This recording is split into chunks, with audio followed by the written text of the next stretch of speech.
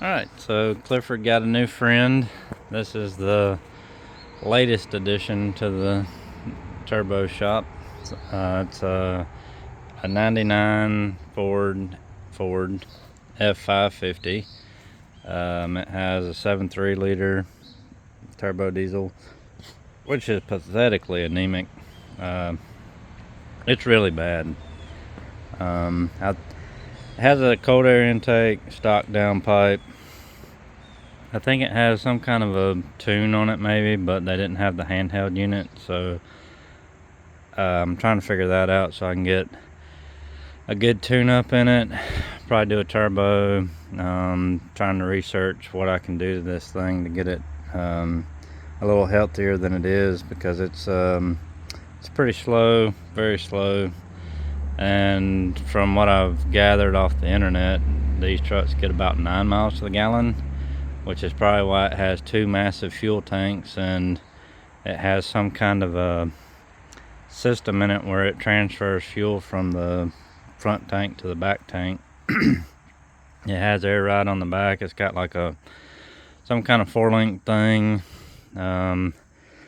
This is a 22.5 semi wheel. I'm sure they're very heavy. I'm trying to get rid of these so I can get down to a stock 19.5 or whatever aluminum wheel, and because I'm sure this rotational mass is killing this truck as well. So I don't care for them. I mean, I know it does kind of look okay. The stacks are definitely gotta go.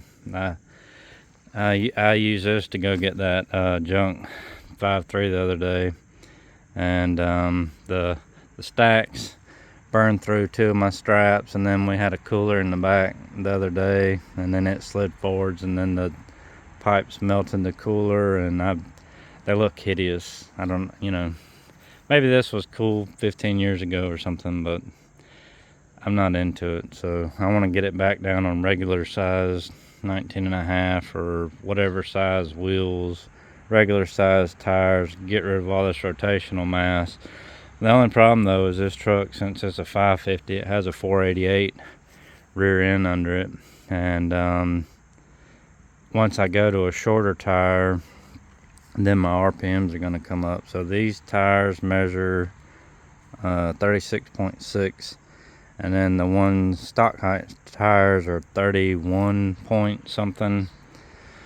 So I know the height of them's helping me with the gearing, so it's actually knocking down my gearing from a 488 to a 424, which again, from what I've read and what I know, in a dually like this, you want like a 410 with stock height tires.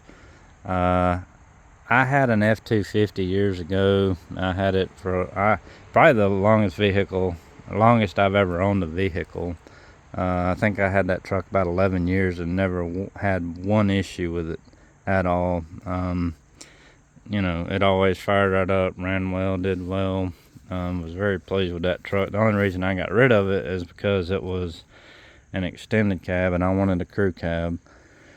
So that's when I delved into the Chevrolet trucks and Turbo LS in the Silverado platform, is when I got rid of my last F250, and then I jumped into the Turbo Silverado, did my first Turbo Silverado 1500, and have trying to, I guess I've come full circle anyway.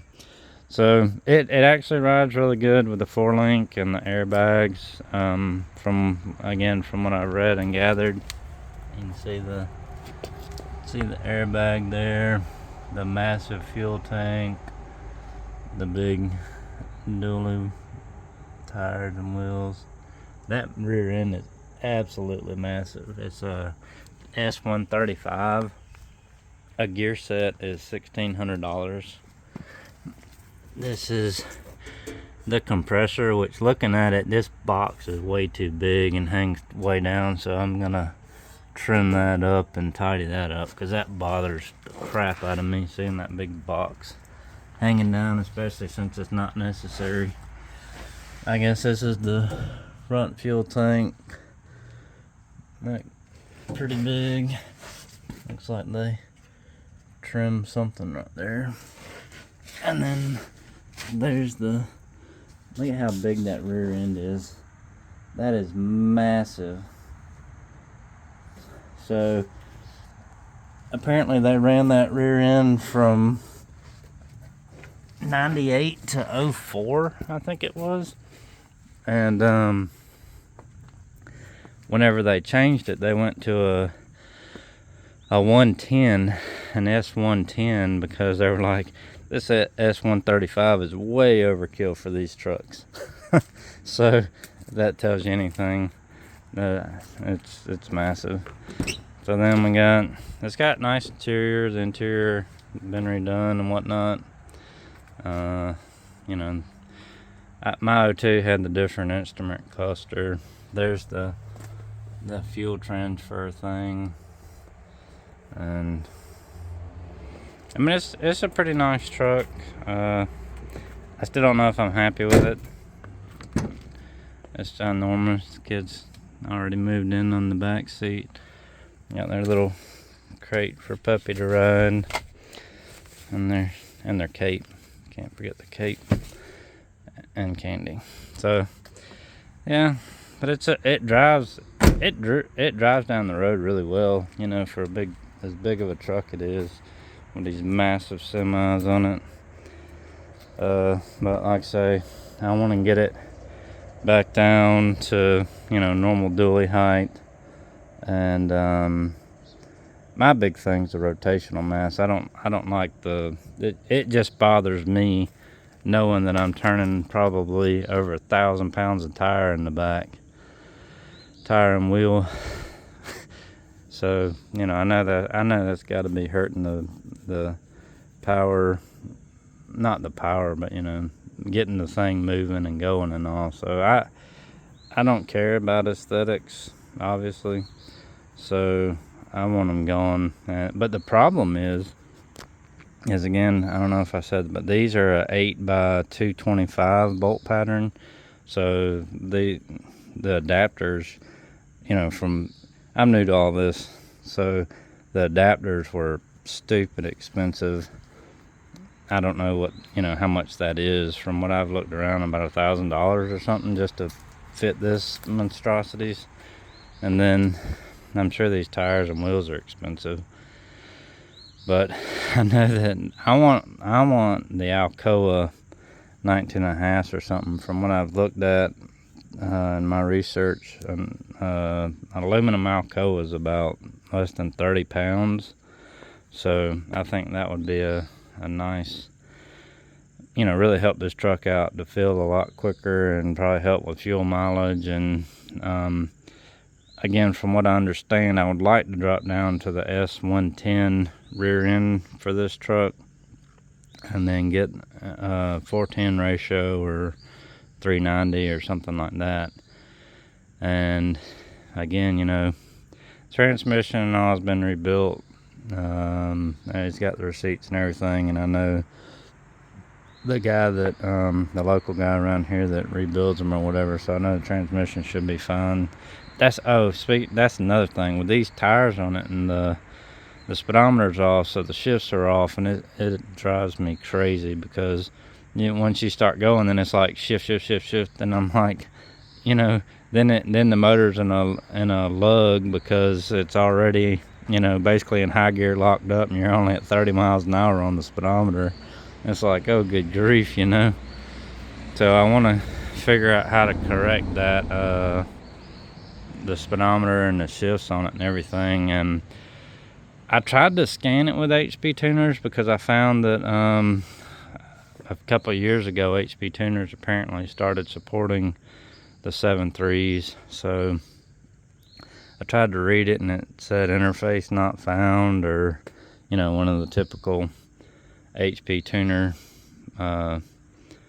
warning errors or whatever. So then I tried it again, and it said input VIN. So I don't know why it would need the VIN, and I just said the heck with it. So one of my buddies was telling me about a Hydra, some kind of Hydra tuner or something. It's reminiscent of my old Ford days, when we had 94 Mustangs and stuff. And were fuel injected, and the way you had to tune them is you had to pull that cover off of the computer and then scrape the clean off with a, they sent like a little Scotch-Brite looking pad, and then the little alcohol to clean the goo off of it, and then you was it Diablo chips or something, and it had the little horns on it, and then you would have to break the little horns off to slide it in on the ECU or something. So I think that hydro chip thing is something like that, and then it has a ribbon cord, so you can have different tunes. And you know, back when I had mine, we just had the handheld, I think mine was a Diablo Sport or something. It had a 40, 60, 85, and 100 tune on it. This Hydra one claims 140 or something, but there's something with the injectors. I don't know. This truck was made in April of '99, so I don't know. I guess this will be considered an early one, so I think the injectors might be a little different on this one and might not be able to get the full 140 out of it. But you know, I'll remedy that issue, you know, kind of delve into this and get I've been watching some of the videos, and there's all these Riff Raff or something. Apparently they're a company that make all these little banjo bolt fittings and stuff that have larger orifices that help, and all these crossover little tubes and stuff. So I guess I'll go down that rabbit hole for a little while on this thing and try to see if I can get it to where I'm happy with it. But the wheel thing, I didn't realize how big of a deal the wheel thing was, you know, trying to find them, because this bolt patterns, you know, was only used 98 to 04 or whatever, and you know, the wheels are very expensive for this thing, in my opinion. So I don't know, but apparently I only need 4, you know, for the aesthetics, and then the back one here is a steel wheel. So what I'd like to do is just sell this wheel and tire combo and get into a nice stock Alcoa wheel that's a lot lighter and shorter, and get the truck down where it needs to be, and then figure out the gearing and everything. So it's gonna suck, because that rear end is, I can't imagine how much that rear end weighs.